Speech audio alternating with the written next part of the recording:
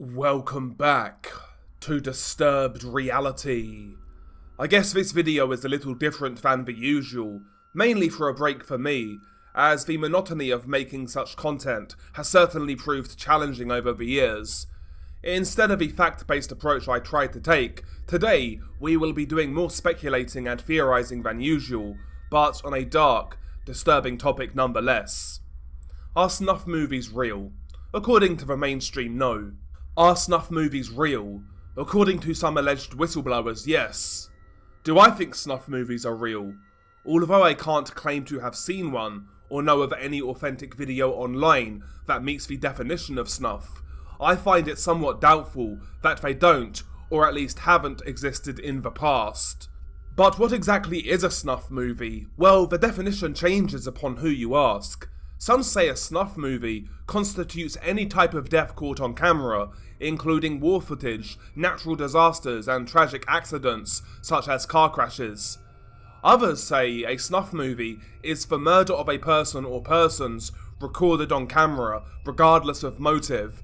These could include cartel executions, gang violence, random murders, etc. Though I disagree with these definitions, and I agree with the mainstream notion that a snuff film is the murder of a person or multiple persons on camera being produced for profit or financial gain that show scenes of actual homicide.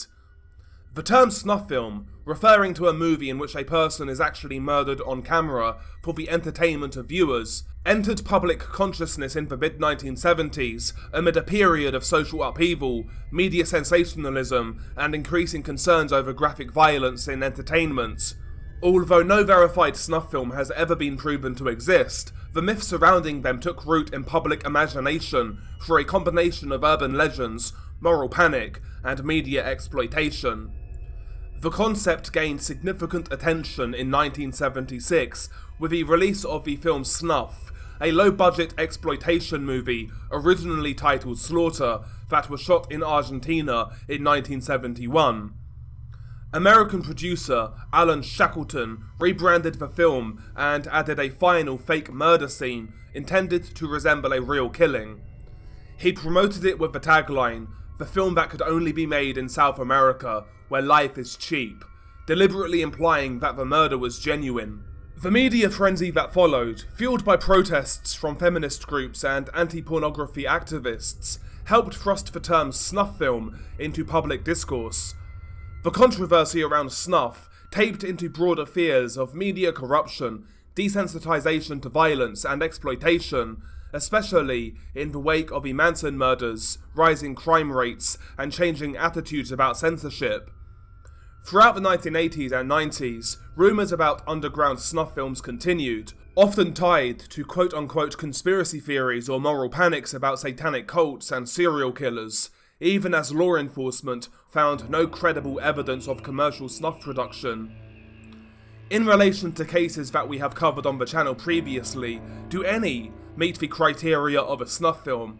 It's very doubtful, but let's briefly explore it nevertheless. The Dnipropetrovsk maniacs were a pair of Ukrainian serial killers consisting of Viktor Sayenko and Igor Saprunyuk, who in less than a month, between 25th of June 2007 to the 16th of July 2007, murdered a total of 21 people in utterly barbaric ways, usually using both blunt and sharp tools such as hammers, knives, and screwdrivers. To add an even sicker twist to the case, the pair recorded many of their murders, one of which was leaked to the internet in late 2008. The video would be infamously dubbed "Three Guys, One Hammer." In the video, 48-year-old Sergei Yatsenko, a recent cancer survivor, is brutally murdered. His face is smashed in with a hammer, his eyes are stabbed with a screwdriver, and his stomach is also stabbed several times. In the video, the killers can be heard laughing and talking candidly about their actions. At the end of the video, one of the killers can be heard saying, "I felt his brain with the screwdriver. I don't know how he was still alive."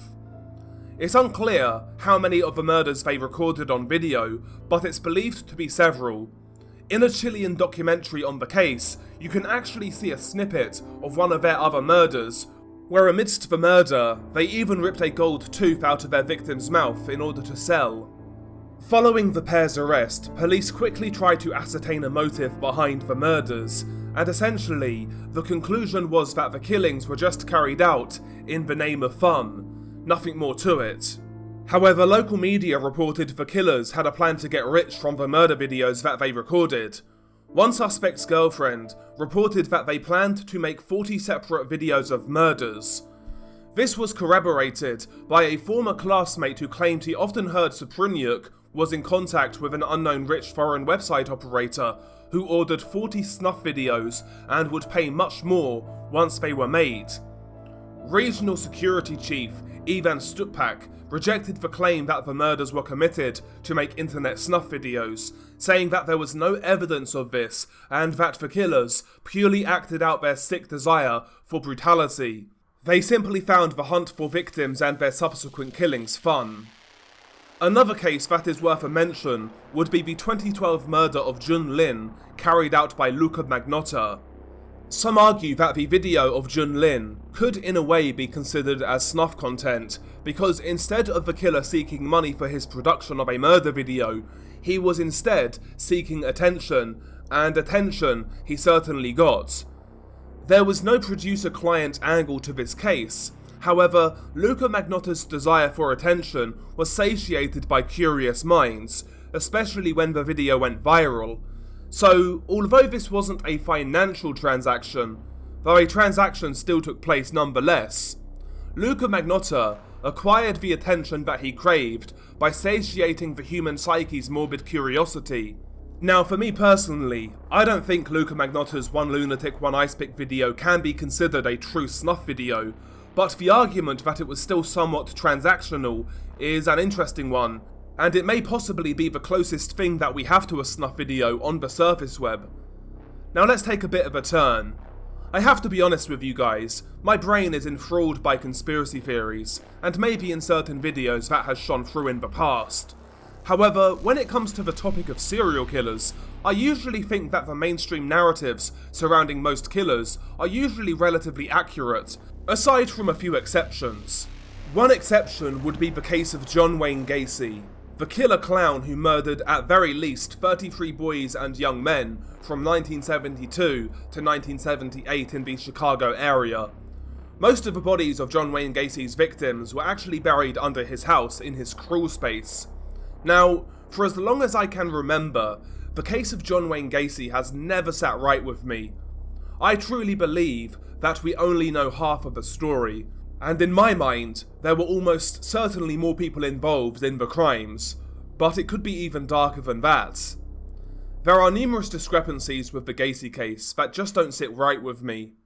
Now, following John Wayne Gacy's incarceration, he often made inferences and at times straight up claimed that he did not act alone and that he had accomplices in the murders, also claiming that others had access to his home with their own set of keys. Now, perhaps we should discard what Gacy had to say in prison interviews. He was a psychopath after all, and more than likely was willing to do or say anything to avoid the death penalty. So let's take that with a grain of salt. But is there any tangible, or at least circumstantial evidence that Gacy may not have committed all the killings? One piece of speculation, maybe evidence, that I find interesting would be the murder of Robert Gilroy, allegedly carried out by Gacy. According to criminal defense attorneys Robert Stevenson and Stephen Becker, the time frame of Robert Gilroy's murder may indeed point out that Gacy did not carry out this murder. According to Robert Stevenson, and according to apparent flight records, Gacy flew to Pittsburgh on the 12th of September 1977 and returned to Chicago on September 16th, 1977, though Robert Gilroy, according to police records, was last seen on the 15th of September, where he told his parents that he was going to a horseback riding lesson one day before John Wayne Gacy allegedly returned to Chicago. It was on the 27th of September where Gilroy was finally reported missing. Robert Gilroy's body, however, was found in the killer clown's crawl space. The defense attorneys also claim that for two other victims, Russell Nelson and John Mowry, that the timelines also do not match up, which would possibly mean Gacy was not responsible for these murders. They allege that travel records show that Gacy was out of town when Nelson was murdered, and they claim that it is doubtful that Gacy had the time to kill Mallory due to his, according to them, documented travel schedule. I'm not co-signing these claims from the attorneys, I'm just putting them out there. I find the most compelling evidence for Gacy having accomplices actually comes from a testimony of one of his surviving victims, Jeff Rignall. Rignall identified as bisexual and lived with his girlfriend as well as partner Ron Wilder, described by Rignall's attorney Fred R. Rickman as a live-in companion. While walking to a local gay bar in Rosemount, Illinois on the 21st of March 1978, 26-year-old Jeff Rignall encountered Gacy, who lured Rignall into his car by offering him a ride and to smoke a joint with him. Gacy then held a rag soaked in chloroform over Rignall's mouth until he passed out. Rignall woke up intermittently during the car ride to Gacy's house and recognised a few landmarks, but was chloroformed again and eventually lapsed into unconsciousness. According to Rignall, when he awoke, he was inside Gacy's house. He was fastened to a torture device consisting of a wooden board laced with chains, pinning Rignall's limbs. Gacy stood naked in front of him with an array of sex toys and described in detail what he would do to Rignall with each of them. Gacy then brutally raped, drugged, whipped and tortured Rignall. In later accounts, Rignall recalled that there was another man in the room while Gacy raped him. Rignall regained consciousness the next day under a statue in Chicago's Lincoln Park. He made it back to his girlfriend's house and she took him to the Northwestern Memorial Hospital, where he stayed for 6 days. In the hospital, Rignall recounted the experience to police, but they were skeptical of his story, and Rignall was unable to identify his assailants. Some sources online claim that the alleged accomplice matched a man who worked for John Wayne Gacy's company, PDM Contractors, a construction company. The man in question is Michael Rossi, who many online at least believe to be a possible accomplice to Gacy's murders. Michael Rossi worked for PDM Contracts, was employed in 1976 by Gacy, and even lived in Gacy's house for nearly a year, before moving out in July of 1977. Rossi was close with Gacy, and sometimes assisted Gacy in clowning at grand openings of businesses. Gacy dressed as Pogo the Clown, and Rossi dressed as Patches. Rossi, along with another PDM employer and former housemate of Gacy, David Cram, are also known to have dug in Gacy's crawl space. According to them, Gacy described it as a plumbing project, setting out strict areas where to dig and where not to dig. However, I find this somewhat hard to believe. You would imagine as the bodies were piling up down there, they would have smelt the decaying flesh as they were moving soil at the very least. The thing about Rossi is that he had no business working as a labourer for Gacy. Rossi came from affluence and he was the grandson of Vito Marzullo, a Democratic Chicago politician with alleged mob connections. According to one of the private investigators who had talked with the arresting officers, at one point Gacy, Rossi and Cram were all arrested. Rossi's mother then came in and told them that Rossi would be let go immediately and that he was the grandson of Vito. During the search of the Gacy home, Rossi was seen smiling, walking detectives around. This is on video. 3 days before his arrest, 2 officers followed Gacy to a bar where he met 2 employees, Michael Rossi and Ed Hefner. An anxious-looking John Wayne Gacy was observed walking with the 2 out of earshot of the officers to talk before returning closer. Gacy then said to both young men, "You better not let me down, you fuckers, you owe it to me." The officers then overheard sections of a hushed conversation between Gacy and the 2, during which Rossi asked Gacy, "And what, buried like the other 5? Cram and Rossi were both arrested, as of course Gacy was, but Rossi and Cram were eventually cleared due to lack of evidence. Incidentally, Rossi did undergo a lie detector test, where he was asked about the murder of Robert Priest. The machine spiked, however, the test results were deemed inconclusive. While undergoing the polygraph test, Rossi actually didn't finish it, as according to him, he didn't like how the test felt, and that it was making him feel uncomfortable. Interestingly, in later life, years later, Rossi along with 4 others were charged for kidnapping and beating a man in his basement, apparently for making a harassing call to one of their wives. Rossi also held a so-called ghost job as an agent provocateur for unions with known mafia ties. He was part of a group that was setting fire to movie theatres. He certainly seemed mobbed up, to say the least. I'd also like to briefly talk about a rumour that has been going around for years, that another one of Gacy's employees was a man named Robin Gecht. Robin Gecht would go on to be the leader of the infamous Ripper Crew, a gang of serial killers who murdered possibly up to 18 people, mainly women, from 1981 to 1982 in Chicago, Illinois. Though there are no paper records to suggest that Gecht was ever employed by Gacy. One man, however, who did work for PDM contractors would be Philip Paske, who apparently was recommended to Gacy by David Cram and Michael Rossi. Who is Philip Paske, you may ask? Philip Paske, to put it mildly, was an absolute monster. There is little information about Paske's life. It was reported that his father was a city worker and that Paske had a violent temper and frequently cross-dressed as well as used drugs. Paske was openly bisexual and had a lengthy criminal record beginning at age 17 in 1971, with convictions for drug dealing, theft, battery and murder. In November of 1973, Paske, along with Al Bone and Richard Angel, planned to rob a coin collector named Louis McCurley. The attempted robbery took place at 7 p.m. in a second-floor apartment on W. Irving Park Road in Chicago. Bone was armed with a knife, and Angel had accompanied him with a handgun. Paske's role was to act as a lookout for any oncoming witnesses. When McCurley opened the door, Bone and Angel forced their way into the apartment. A struggle ensued and Bone stabbed McCurley in the chest. All three fled the scene.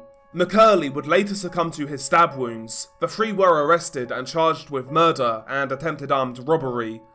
Through a plea deal, Paske and Angel's murder charges were dropped. In exchange, they pleaded guilty to attempted armed robbery, where they spent small stints in jail. In the 70s, Philip Paske became the right-hand man and enforcer for John David Norman. John David Norman was the founder and leader of the Odyssey Foundation in Dallas, Texas, which provided children, teenagers, and young homosexual men to wealthy paedophiles nationwide. Some were even believed to be sent internationally, with one known case of a boy being sent to Canada. John David Norman was arrested numerous times throughout his life on charges of trafficking, distribution of CP, obscene material, corrupting the youth, abuse, and other crimes. However, he rarely stayed in prison long, which is interesting to say the least. He had a rap sheet that should have had him locked up forever.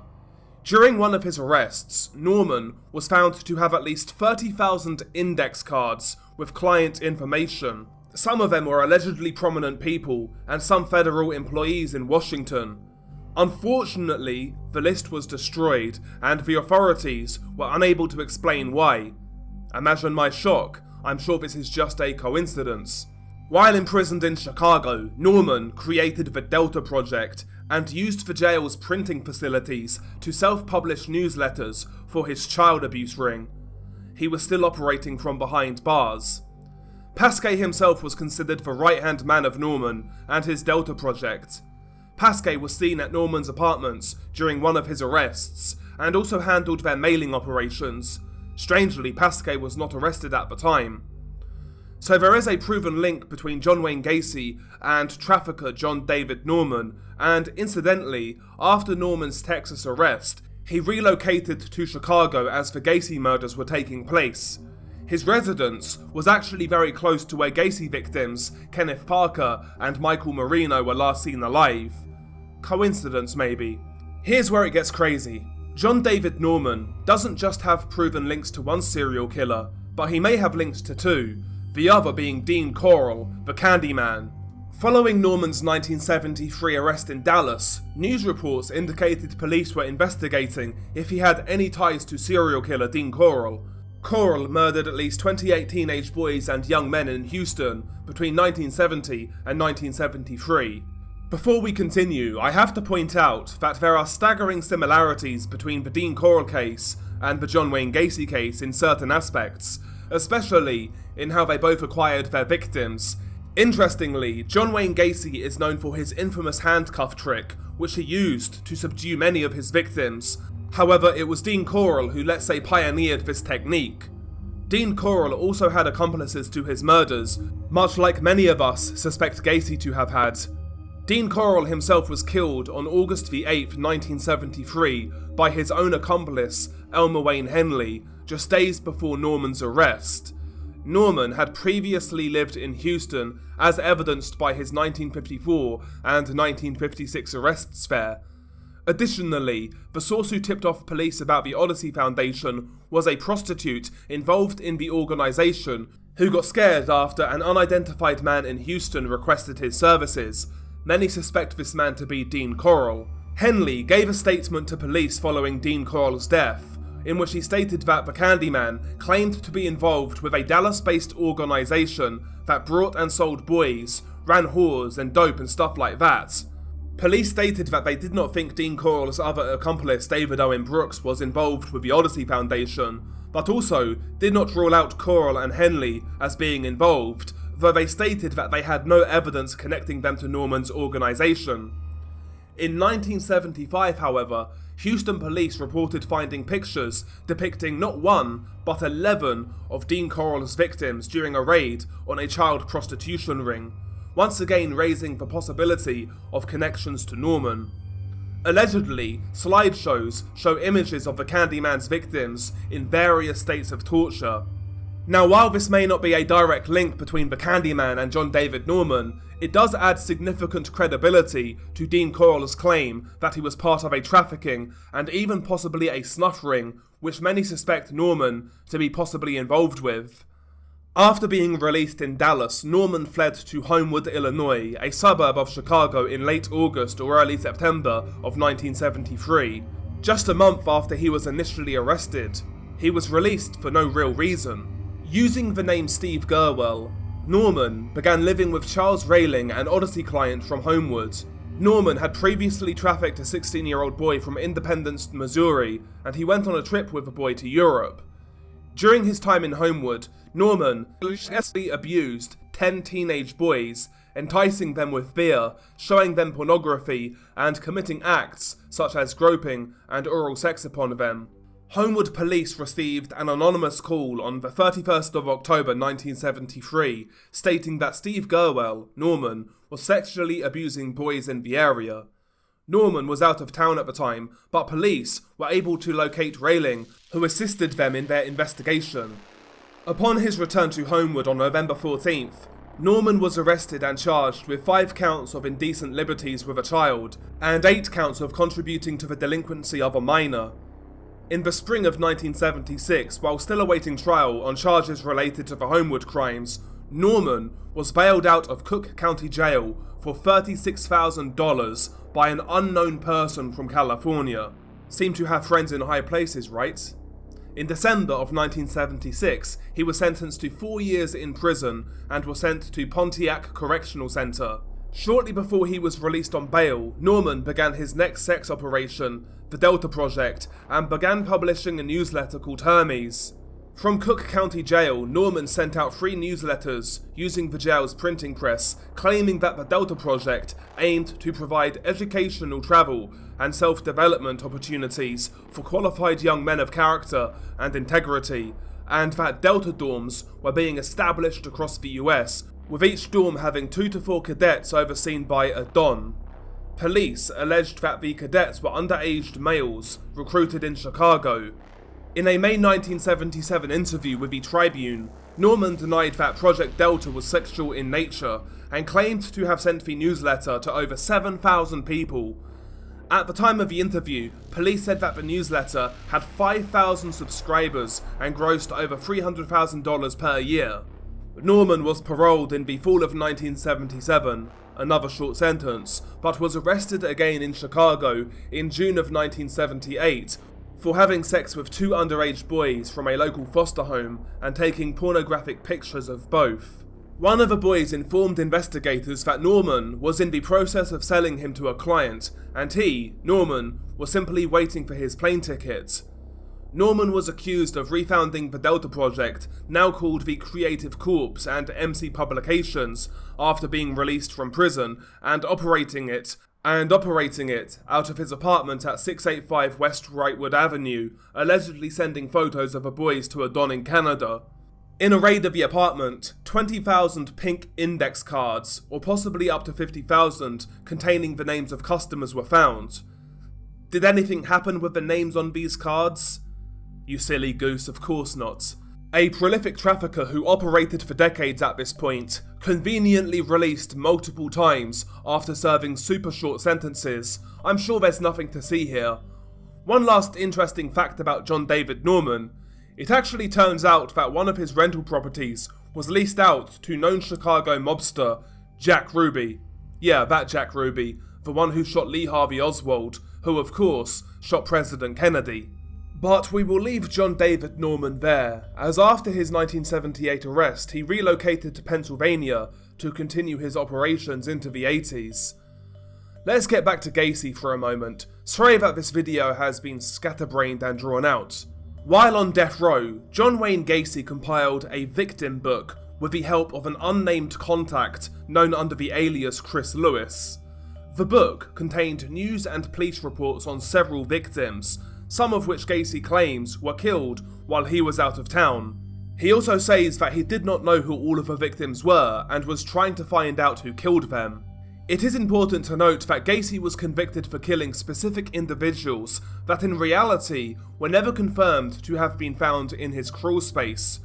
Two examples are Harold Wayne Lavelle and Michael Marino.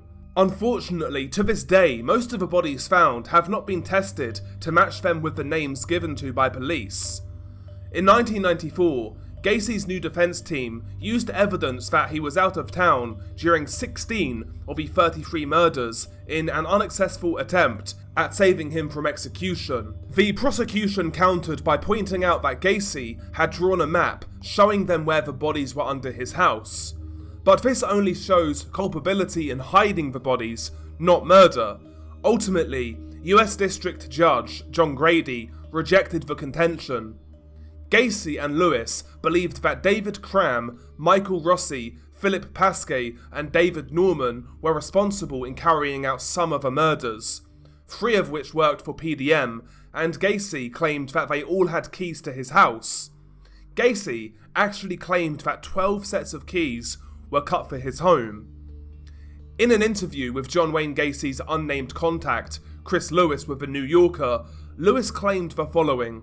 Cram and Rossi were questioned by the police when Gacy was arrested, but the police found no reason to believe that they had taken part in Gacy's crimes. In 1977, Cram and Rossi had asked Gacy to hire a friend, a young man I'll call Tom Peters. That's Philip Paske. Lewis asked the interviewer not to use real names. Tom Peters had an alliance with a man I will call Lester Tompkins, John Norman, who operated a business that supplied boys to older men. Lewis went on to say that Tompkins is now in prison in Colorado for molesting a child. According to Lewis, Gacy told him that the boys were killed because they were members of Tompkins' prostitution ring and either wanted to quit or had become involved in drug deals that soured. He went on to say that movies were made of some of their murders. Lewis does admit in the interview, however, that several murders were carried out by Gacy prior to Paske working for him. It's speculated that Gacy and Paske grew fairly close, with reports that Paske actually lived with Gacy for a while. Witness testimonies seemingly describe the dynamic between Gacy and Paske as Paske being the alpha, the leader, with Gacy seemingly answering to him, despite Gacy being the business owner. Paske has also loosely been connected with the disappearance of Johnny Gosch, one of America's most famous missing persons cases. In 2024, Johnny's mother wrote and released an updated version of her book on the case, titled Why Johnny Can't Come Home. In the book, Noreen Gosch states that she believes child pornographers Philip Paske and John David Norman were responsible for her son's kidnapping.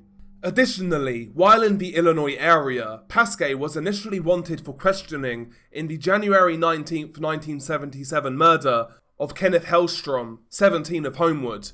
He was stabbed 6 times while walking home from work and died several hours later. Hellstrom had implicated Norman on child molestation charges in 1973, which resulted in Norman being sent to prison for 4 years. Norman was still in prison at the time of the murder. However, in June of 2012, a man named Fred Rogers was convicted of Hellstrom's murder and was sentenced to 22 years in prison. Rogers, who was 16 at the time, had gotten into an argument with Hellstrom earlier in the day that he was stabbed. On February 25, 1979, 17-year-old Michael Salcedo, 19-year-old Arthur Salcedo, and 16-year-old Frank Musa were all found dead in a car at 3 AM in Chicago. Their throats were slashed ear to ear in what police described as an almost ritualistic fashion. It was suspected that their bodies were placed in the car after their deaths. Michael was a ward of the state who, guess what, was set to testify in Norman's upcoming trial.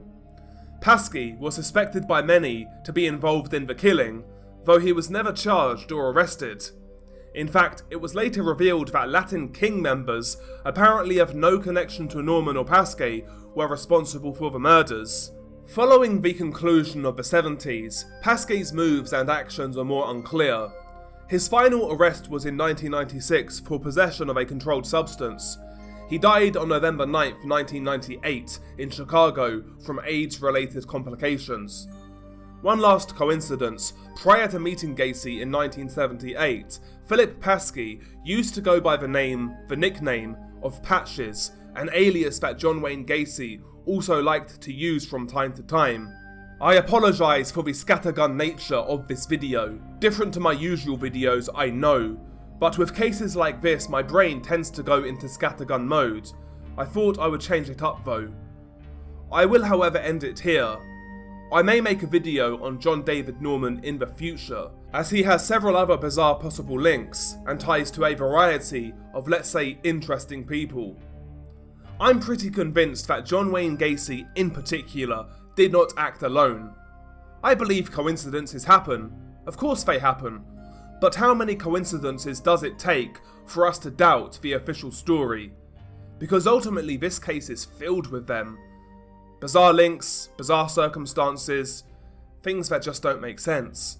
John David Norman in particular almost feels like a prototype version of Jeffrey Epstein. You know, the multiple lenient sentences, the index cards that were found with names of prominent people, nothing happened. We've seen this rodeo before, you know? And it goes to show that nothing really changes, does it? Goes to show. But yeah. I'm kind of intrigued to hear what you guys think. I want to see some different theories, whether they be like crazy or plausible. Let's get a little creative in the comments here. I want to change things up on this channel possibly. Kind of feeling like I've hit my road with what I've been doing. I'm in that position to where I do want to change things up a little bit. Not like completely change the format, but do some different topics now and again. But I'm kind of not sure in what direction to take. I'm in that kind of position, but enough of my ramblings. Thank you guys for the support, coming up to 4 years. If you're new here, if you could hit subscribe, would be much appreciated. I hope you enjoyed the video, if you can enjoy this sort of content. Links to my Twitter, my Twitch will be in the pinned comments. But anyway guys, as always, stay safe, and I'll catch you on the next one.